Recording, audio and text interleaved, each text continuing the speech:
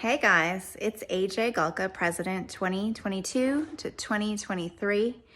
I am so excited to be back at the house using my favorite book, conducting interviews of members, sustainers, learning their stories, learning their experiences in the league. Today, I have the honor to be interviewing Nall, Miss Southern California. I am so excited to have you guys learn a little bit more about her acting history. She even used to be a dancer.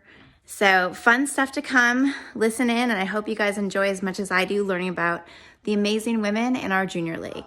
Today we have Nall, one of our fellow members of the Junior League of San Diego, here today to go over when she joined the league, why she joined the league, and what she's gained from the league.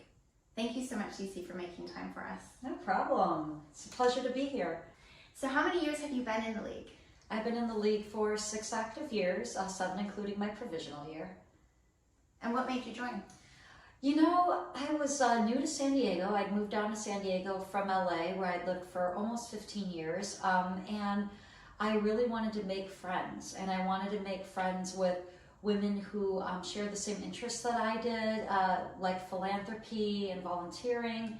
And a friend of mine that I worked with was a member of Junior League of San Diego, and she was always talking about all the volunteer work she was doing and the membership connections events she was going to, and it sounded sort of interesting.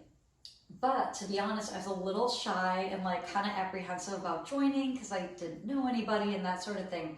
So another girl that I also work with at that company was interested in joining too. So we kind of made the deal that we were going to go to the new member meeting together to find out information, and we did, and both decided to sign up to be provisionals, and we went through our provisional year and our first year together.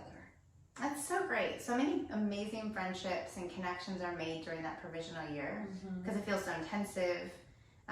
Feels like you're doing so many new things. Yes, yeah, and it is a really intense year. I remember, oddly enough, I think back to my placements since my provisional year, and I think my provisional placement was probably the most intense and most stressful. And I've done some pretty hardcore placements, like junior, senior SPAC. I'm on the board of directors now.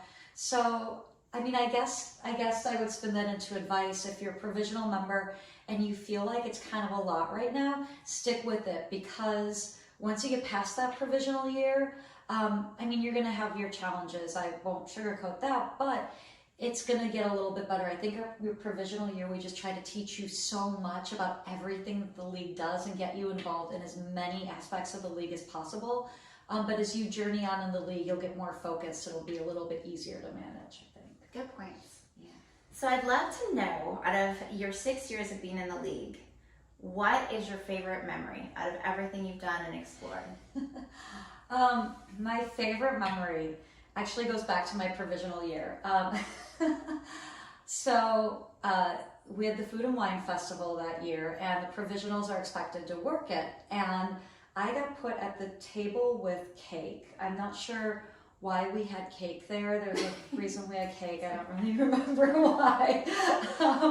But there was cake, and there's also this horrible storm that day. So it was down at La Jolla Cove. It was just raining, it was windy, and there wasn't enough cake to feed all the people at the event. So whoever had caked and plated the cake cut it into like really small, thin slices, so the cake was not heavy enough to weigh the plates down. And this huge gust of wind came, and my friend and I were working the cake table, and we're sitting there trying to make the best of it in our little blue dresses and smiling, and all of a sudden, all this cake comes off the table and blows all onto us. Like, I have always watched cartoons as a child and been like, wonder what it's like to get a pie in the face. I found that out that day. It was not fun, but we laughed it off. We were laughing so hard in the midst of screaming as we're getting like pelted by frosting. But it was a funny memory and a fun day.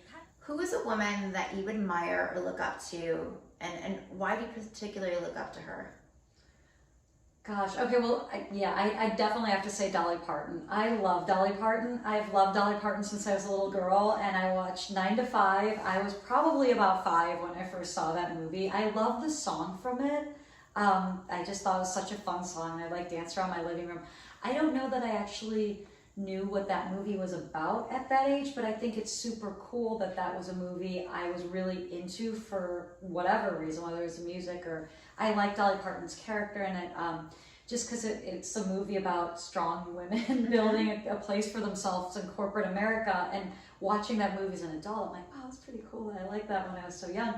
But then, you know, as I've gotten older, I've learned more about Dolly Parton and the work that she does, and I love the fact that she does so much for the community that she grew up in. She grew up very poor and has given so much back to her community, so much back to the country, done so much humanitarian work, but you don't hear a lot about it. She does it just kind of on the down low, and she's very humble. I'm one of the most humble people I've ever heard interviewed. I'd love to get to meet her in person. Dolly, if you're watching this.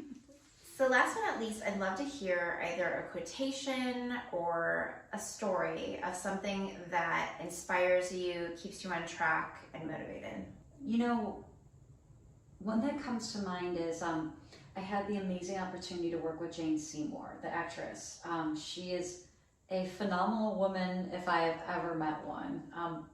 She just impresses the heck out of me. And her mom was in a concentration camp during World War II in Japan. And at one point, Jane had asked her mom, you know, what was it that got you through that difficult time? And her mom told her, I just woke up every day and focused on how can I help somebody else? How can I do at least one thing for somebody else today? And she said, when you take that focus off of you and your struggle and put it onto helping somebody else alleviate their struggle, you suddenly forget the pain that you're going through and focus on going into this caregiving mode for somebody else. And she said it really helped her to get through that time. And I think I always keep that in mind when I'm going through struggles is, yes, I'm depressed, or yes, I'm frustrated, or yes, this is not working out the way I want. But rather than sitting here and dwelling on it, is there something I can do for somebody else today? And it feeds in a lot to like our work in the league, right? All the work that we do to help others and be in the community. Like, you know, when you're going through something challenging and you really are having a hard time coming to terms with it, and it's causing you a lot of conflict or a lot of stress or a lot of pain, maybe focus on what can I do today? Is there an impact shift I can sign up for? Is there a donation I can make? Is there a friend that I haven't talked to for a while that I can reach out to and make sure they're doing okay? You know, taking that focus off your own struggles and channeling it elsewhere. And that's helped me immensely over the years.